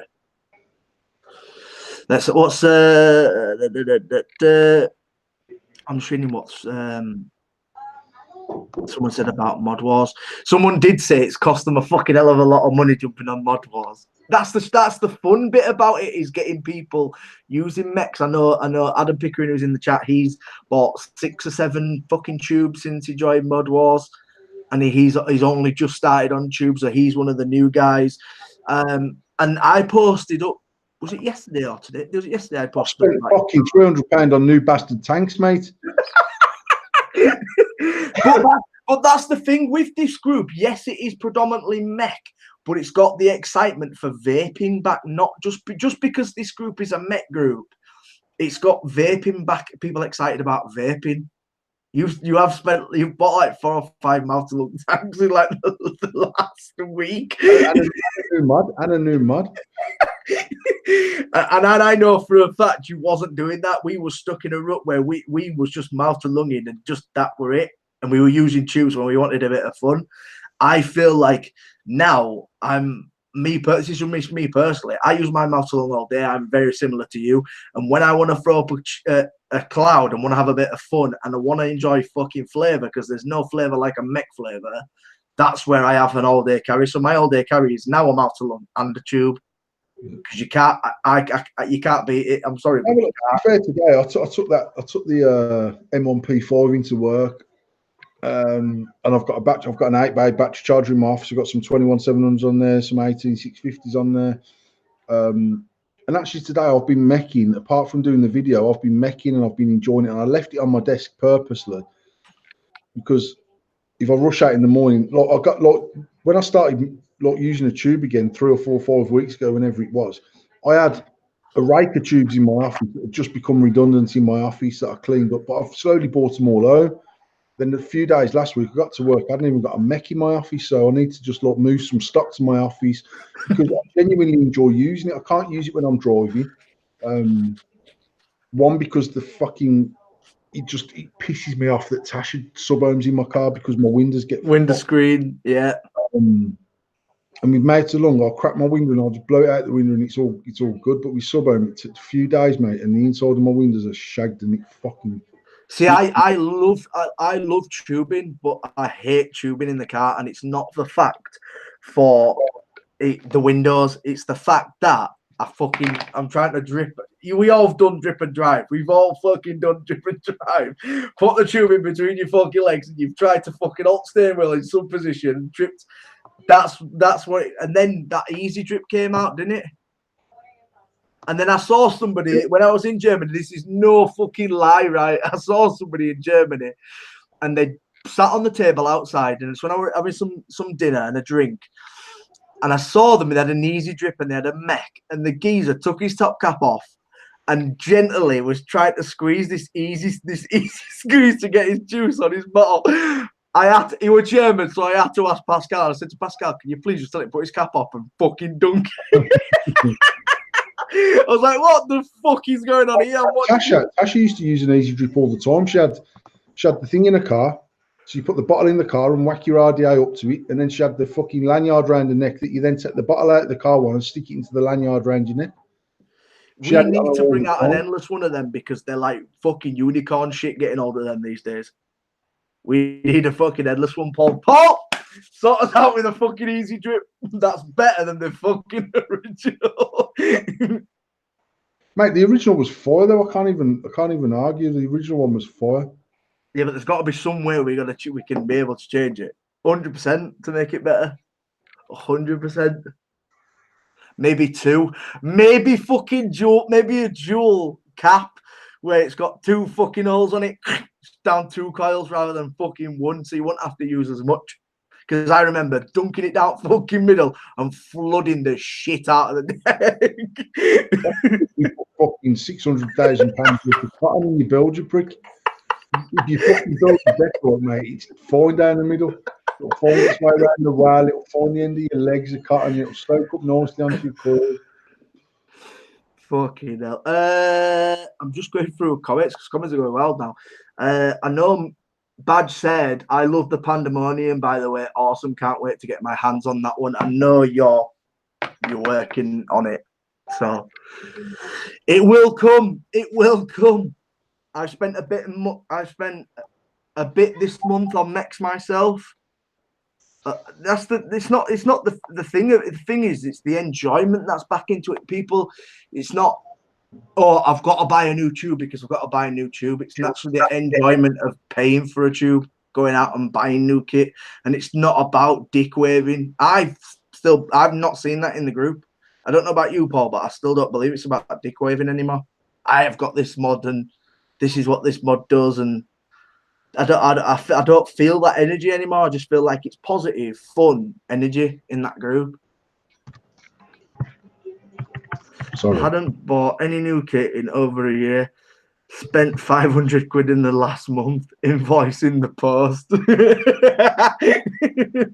That sounds like Paul. That sounds like Paul. Now, Tasha tagged me James Burr, hand check that. The Kennedy with the holes in. It's a Vindicator, isn't it? But it's obviously a holy Vindicator. And I'll put it out there. I don't like the look of it at all. I actually seen one with the battery in there that had got just a plain colour battery up on it. Looked fire. I'm sure I've seen a black chrome one as well. He looked nice. I mean, from a machining point of view, I appreciate the work that's gone into that because they are machined, they're not cast. Yeah, because I was just being a funny cut. There was another lad on the status, and I said obviously half the mod, half the price, and you obviously told me fucking 8 times more than machining, which I appreciate it. I do appreciate it. I mean, they've claimed it's 4 hours worth of machining to make that mod. Fuck. Huge amount of time on a CNC machine to do that, and I don't disagree with it. The finish on them mods, for how many holes are in it and the shapes that are in there, is impeccable. So I mean, I appreciate it from that point of view. It's £399.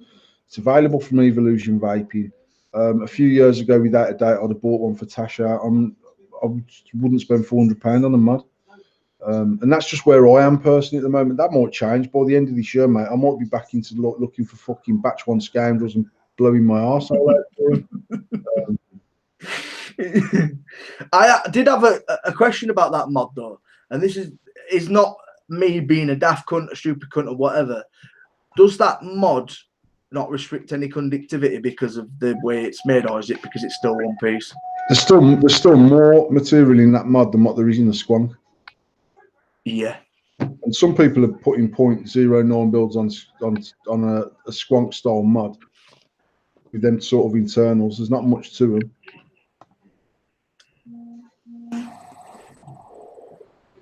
I just have to, because I know for a fact, because we mentioned it a few weeks ago, because I'm sure this mod was released a couple of weeks back. I've seen a picture of it about 3 weeks ago, 4 weeks ago. Yeah, because Mod Wars Worldwide, to be fair. I remember mentioning it about, obviously, because that AR came out, didn't it? And that was very similar to that mod. It was very holy like that one. Yeah, it was obviously based on the barrel, weren't it, of an AR machine gun. But the vault job on that was shit. But that obviously was due to the mechanics of maybe the switch or something like that. But obviously, that's why I was questioning: would there be any sort of performance issue with it being? No, because what you've got to think of, if you look at an unregulated box mod, and even my own mech, I've got that wooden classic. Actually, couldn't work out the fuck how they've got the power from the bottom to the top. But actually, drilled inside that box is a thin hole, and there's a solid piece of silver wire that goes up to connect to to bring the negative up from the bottom to the bottom of the 510. The positives go on a plate straight across to the switch. So there's way less material in that classic that's conducting power than what there is in that Kennedy mod. Yeah, and that classic hits like a motherfucker. Because there's still. I mean, there's only so much power that can be transferred from the battery to the ATA. And I know you get these people that say it's got nothing to do with the material of the mod. It's only about the contact and the threads. If that's the case, you'd be able to make a plastic mod and have a fucking solid silver fucking switch housing in it and it still work, but it won't, because the electricity won't go through the plastic because it's not clever enough to do that. So if you've got a really shit conductivity mod, it will fuck about with the power transfer back to the top. So that's ultimately what you're doing. When you fire the bottom, and I'm not trying to tell people how to suck eggs, when you press the button on a mech mod and it's the firing pin, the negative is then transferred from the pin into the switch housing, up the outside of the mod, and to the negative part of the ATI, which is only touching through the 510 thread. Yes. And the bottom of the ATI screwed onto the mod. So then there's all these things that will make a much more conductive mod. Is how well does the hybrid screw into the mod? How well does the 510 screw in to the hole into the hybrid? How well are the switch threads? Because that is making your full negative circuit. It's traveling from the bottom of that mod up. If you've got your battery positive down, it's still got to travel the same way, but it's the positive that's traveling, not the negative. Yeah, no. Everyone touching the battery directly has got direct contact. Straight through the 510 pin, straight up to your positive post on the ATA, or the negative post, whichever way you're running your battery. So people that say the material of the mod doesn't make any difference are fucking stupid, because it does. That said, there's only so much power you can discharge out of a cell, and as long as there's enough of the right properties in there to conduct the maximum amount of power, it doesn't make no difference. Which is why a squonk mod with a little bit of thin copper bent still conducts like a motherfucker. Yeah. It's still carrying the full amount of power from the battery and the material that it's got available to it. Yeah, because it's like you say, the outer of it's plastic, but it's conducting through the metal that's going Yeah, through. mate, if you look at mods back in the day, some cases 20mm mods with an 18650 in it. They've got like 3/4 of a mil wall thickness. Now they're still conducted exceptionally well. The thing is, they get hot because they're using most of that material to conduct the power. The thicker the mod goes, there's less percentage of that material used to conduct. So that helps to keep the mod cool.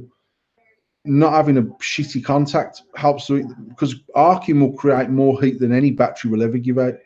Mm. So if you've got threads, you'll get arcing at the thread, you'll get arcing at the point of contact on the battery, you'll get arcing through the body. Any threads that you've got that are shit will cause arcing. That'll create mad excess heat by a long way more than any battery. That's why you get hot button. Ultimately, yeah. I mean, I've got mods that get hot button because actually the switch is very like that mod, the smuggler mod. The actual boring pin is probably only fucking 4 or 5mm long from the inside of the switch housing. But it's designed to run a mouse. Like, I would never screw a fucking 22mm goon on that and drop a 0.1 build in it. Because I know that mod will get hot. Yeah. But actually, it's a stainless steel mod. It's got a brass switch in there. Stainless steel switch housing. The threads, you literally screwed the thread. I couldn't even got the mod on me because I've been using it on this box today. The threads you screw the switch out by hand, you screw it back in by hand, so it's not locked. Fucking like you got people saying, oh yeah, the switch don't screw it. Like even someone said on the dirtier, they're running it 2700, so they've wound the switch out, and they're like, it hasn't affected the voltage drop. It shouldn't affect the voltage drop because the switch will still be tight. Yeah. And actually, on that smuggler, you only tighten it by hand anyway. You don't lock it into a certain place, and ultimately that acts as your battery rattle as well because the dowel ring's fixed in it. So when you screw the switch in, when the dowel ring hits the bottom of the battery, that's all you have to go in there. Mm. It's got a stainless steel hybrid on there. The K-Fun's full stainless steel with stainless steel deck, stainless steel 4-in pin. Still fucking conducts perfectly well. Yeah. Yeah, because there's always been that huge stigma of what metals perform just as well, and I think we've come to that point where. Listen, I done a cloud video with Max's Deathwish mod, full stainless, mate. It hits like a fucking truck. Most of Max's mods are stainless. Any of the plated ones are stainless. They work. It work well.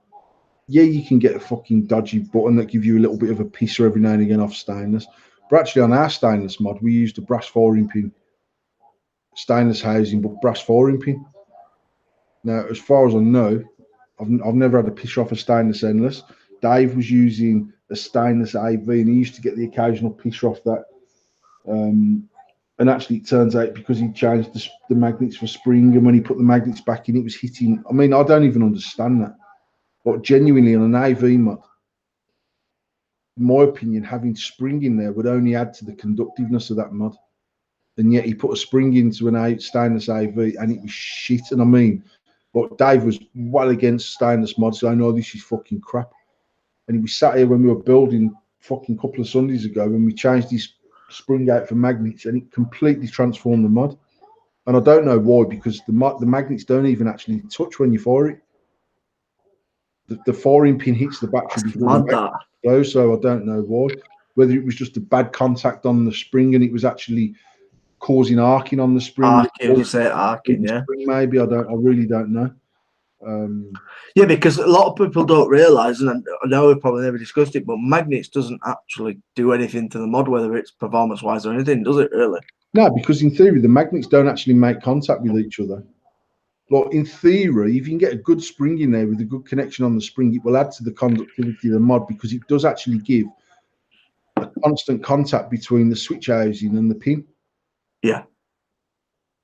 Whereas on a normal, like if you're running magnets in an endless mod, it's relying on the machine tolerances of the switch pin, the 4-in pin, touching the switch housing, and then the switch housing screwed into the mod body, so the power conducts from the pin into the switch housing, from the switch housing through to the mod body, from the mod body through to the hybrid, from the hybrid through to the RDA, and that makes you negative.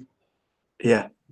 But if you've got the spring in there, because the spring sits on the inside of the 4-in pin constantly, and that's touching backside of the switch, which is connected to the mod, in theory, it adds to the conductivity of the mod, which is why things like the tech spring on a VC, on a Vapors Cloud mod, it actually means that the pin is permanently touching the mod all the time, because the power is also being transferred through that spring, and that spring's touching the firing pin and the switch housing constantly.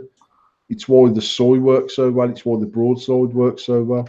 And it's why the mods don't work so well, is because actually the machine tolerances are a bit fucking pants. Neil Miller says, I get a little something off my stainless steel cleaner button when it needs cleaning.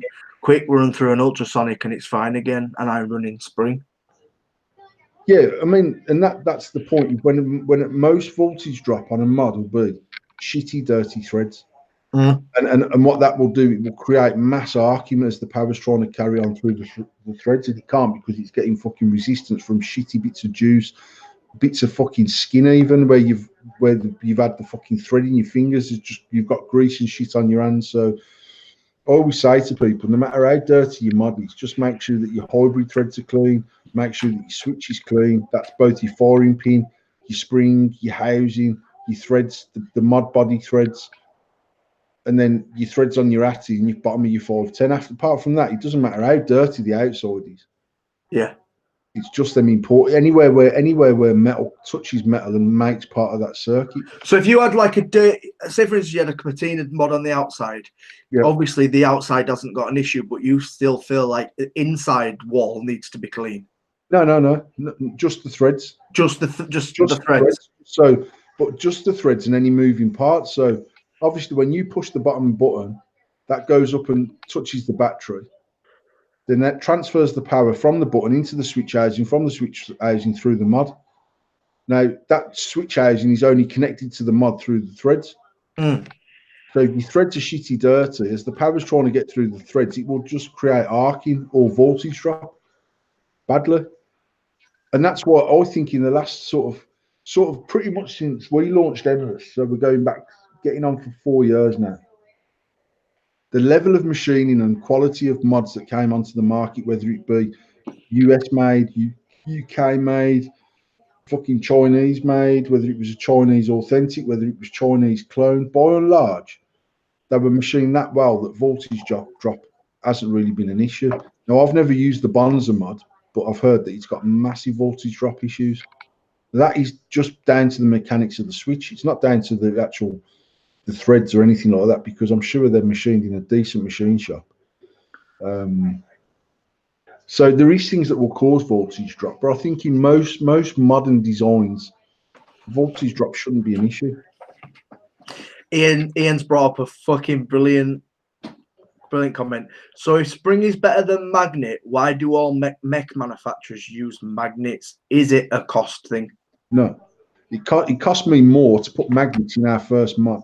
We put silver-plated magnets in the first endless mod purely because to buy silver-plated magnets for a limitless mod was about 16 quid. So we put them in there because it was considered an upgrade. Now, I'm not saying that spring will add to the conductivity of the mod, because it can cause voltage drop, because if the way our spring seats in our switch exceptionally well. Some don't. Like you try and use a spring in an AV switch, because the spring is constantly having pressure put against it, because you have to unscrew the AV switch. Yes. So you're going up and down at all the time. It's scrubbing on the bottom of the spring as well. Yeah. Whereas on ours, our switch is fixed in a static rotation. You can't rotate our switch. So actually, the way that the inside of the switch is machined and the way the top end of the switch housing is machined, the spring has got a perfect location. So the spring is quite solid inside. I personally feel like a spring inside our switch makes the mod work that tiny little bit better. That's my personal opinion. So for me personally, I'll take out the magnet and put the spring in. But in the dirtier mod, I actually produced it with spring in because I feel like it's better than the magnets. But actually, magnets cost me more. I think back in the day there was like this thing about magnets giving a much nicer feel to the throw and all. It wasn't clunky, because in theory it's fucking floating about in the switch housing. I think it's bollocks, quite honestly. magnets definitely don't. I mean, magnets can detract from the conductivity of the mod as well, because magnet itself is not very conductive. So if the magnets are touching inside the switch housing, it can cause voltage drop as well.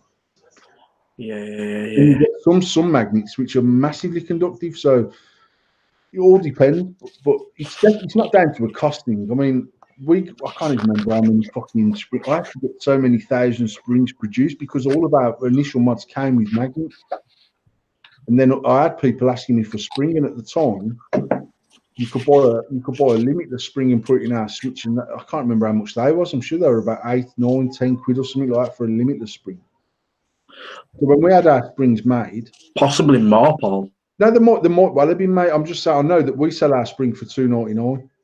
Yeah, and I'm making money on that £2.99. But I had to order so many thousand £2 springs, so many thousand £5 springs. I know somebody who's running a spring in an endless spring in a purge.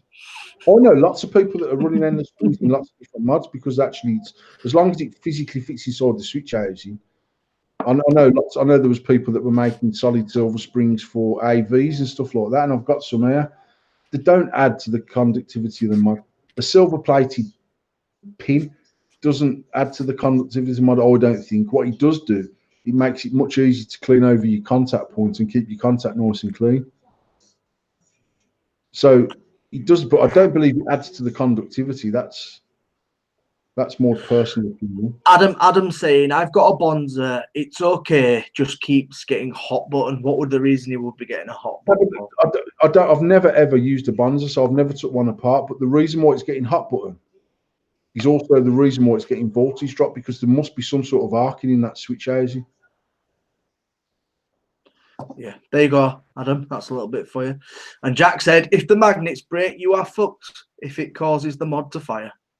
And That is a possible thing. It can cause the mod to fire because the magnets could go in such a way that it causes your switch to fall in and auto fire.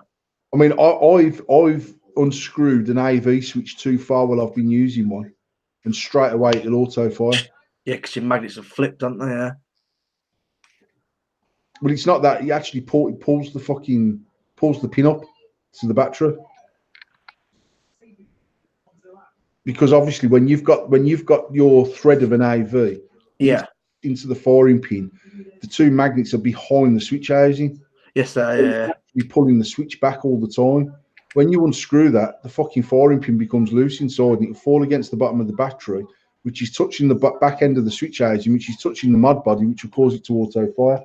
And I've done that a few times by accident, where I've just been fucking about with my finger unscrewing a button. I've took it all the way out.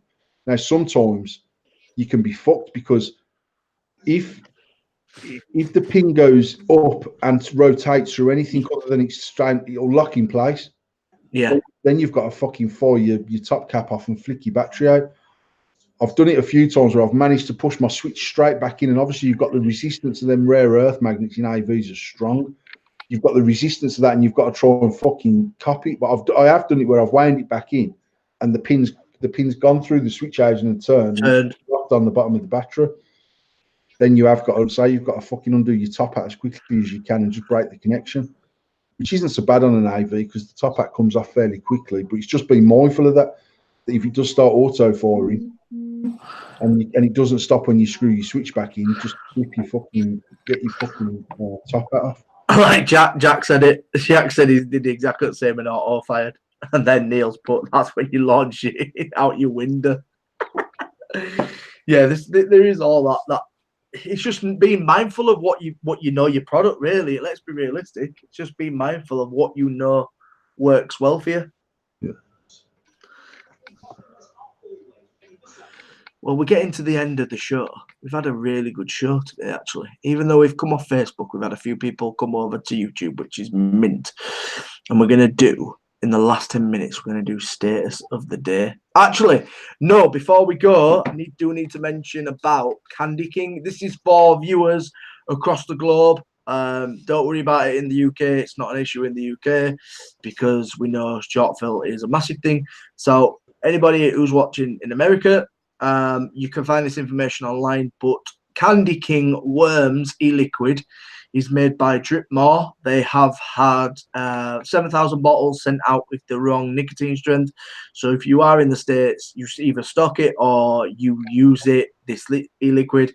Search online. They are recalling 4 bottles of e-liquid. This is Candy King Worms. So, yeah, just letting everybody know that if people are watching from the other side of the pond. So just wanted to let you know that that was the one of the news articles from earlier. Status of the week, Paul. You've not really done status out of the week, but I did laugh at the one you did put on earlier. But you've not really said out this week. You can't. Somebody mentioned in your live feed earlier when you've clickbaited for fucking somebody needs putting in the place. You've calmed down with the status of the week, and you've calmed down as well. And I've said this week, months and months. No, you know what it is, mate. I mean, genuinely, I've been busy at work, so I've not really been active on the page. I've not been active on my own pages. I've not really been active on Facebook. And then of an evening, I've literally flicked through my own group and Mod Wars, and I've liked videos and commented and stuff like that. So I've just been busy, so I struggle then to be. And then if I'm busy, I'm not flicking through Facebook. If I'm not flicking through Facebook, I don't cross all the morons that inspire my status of the week. Well, I did mention that you've obviously had a declining cunt on your friends list. So, so that's why they've either deleted you or you fucking got rid of them. So, status of the week is a picture you posted up 2 hours ago, and it's a picture of a blind man, and it says, "This is me scrolling right on by your birthday fundraiser." Why is everybody's birthday a fucking fundraiser? Because everyone wants to be a fucking hero. Ian Anderson, Paul, you're getting soft. End of. You soppy fucker when you coming up to frisbee and a fruit shoot. You keep talking to me like that, and I'll drag you over the counter and fucking throw you into the middle of Big the Ball.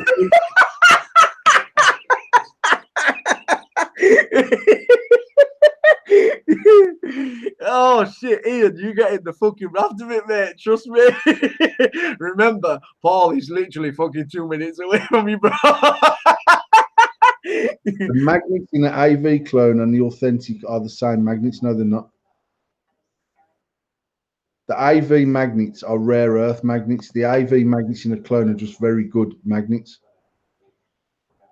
We used to sell AV replacement magnets that weren't authentic AV magnets that work equally as well, but they're not the same magnet.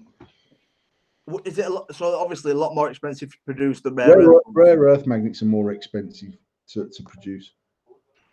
A lot more. The way AV switch works is that it's just better suited to magnets because the magnets aren't actually touching each other at any time, even when you threw the switch in, they're not touching. Did they ever touch the outside of the switch housing though?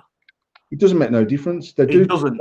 No, because actually what's happening is their pin is screwed to the inside of the back end of the switch. So the switch has got a female thread on it, and the male thread is actually on the firing pin. Yeah, no. I'm talking out my arse. Sorry. The actual contact has got a female thread, and the AV switch has got a male thread running straight through the middle of it that goes through the magnets and then into the bottom of the firing pin. Now, obviously, that firing pin then is screwed onto the switch, but that switch housing fits inside the mod, don't it? So when you screw an AV tight, it slides back on the inside of the body. So when you fire the AV, whether you like it or whether it don't, it will move slightly to the side. That moving to the side is actually the switch housing making contact with the mod body, and that's what's transferring the power from the battery. But because it's such a snug fit, they've just got a really good contact point on that mod. Yeah. But actually, when you undo the switch, the bottom magnet closest to the switch that you press is actually spinning because it's stuck to the fucking mod. But when you've got a spring in there, it's trying to grind against the spring. Yeah, because of the movement in it. You know what I mean? So that's why magnets are better suited, in my opinion, to that style of switch with AV. I get you because to take because the magnet goes up to the top of the switch, doesn't it? And the bottom magnet's actually recessed inside there. You've got one in the switch that you press, and then one recessed into the top of the switch housing. Yeah. So obviously, when you put a spring in there, when people do replacement AV springs, they're dead thin because it's got to fit into that recess at the top part of the switch. Yeah. But then when you're unscrewing it, you can hear the spring grinding because it's actually contacting the back end of the switch housing and the bottom of the switch. Yeah. Points on the spring, but with the magnets are never actually touching each other. They're literally only there to repel the switch back out. So when you spin the switch, the magnet's spinning. It's still repelling from the smaller magnet that's in But the it is moving, yeah. Just does its thing. So in an AV, personally, for me, magnets are just better anyway because it's designed to work that way. Would they? Well, I'm gonna say you could sort of do a thin magnet into like a dome, couldn't you?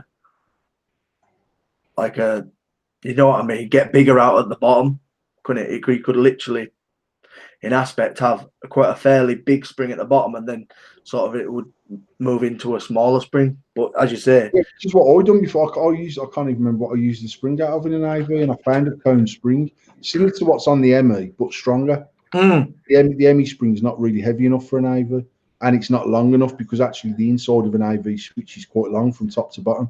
Yeah. So, but if you can get a cone one that fits into the smaller bit where the small magnet goes and it's fatter on the outside, but you've still got that issue of it grinding because it's got to make 2 contact points in order for the spring to do its job. Yeah, so you're pretty pointless either way, even doing that sort of design on the spring, won't you? You're going to kind of grind the spring out anyway, aren't you?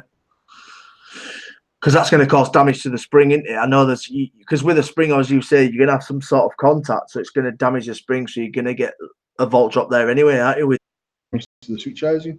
Yeah, you're right. So, anyways, do you prefer back? Right, we're out of here. We're going to get out of here. Guys, we will be back next week. We will be back to Facebook next week. As normal. What I had something to mention, but I totally forgot. Yeah, back to Facebook, back on YouTube.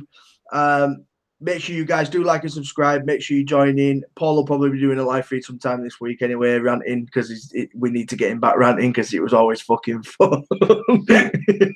Somebody pissed off fucking Paul. Paul, Ian, inbox Paul and piss him off. Someone had a post up earlier in a group saying, post unpopular opinions. And I posted saying 75 and plus should pay double for their TV licenses, the work shy cunts.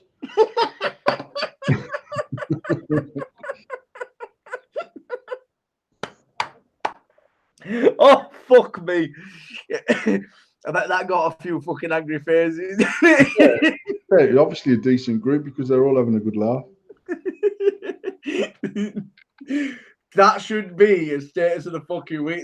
You go post that on your fucking wall. Someone inboxed me earlier saying, do not watch BBC One on Friday, such and such, such and such. And I was like, you mad geez, the fucking EastEnders is on a Friday.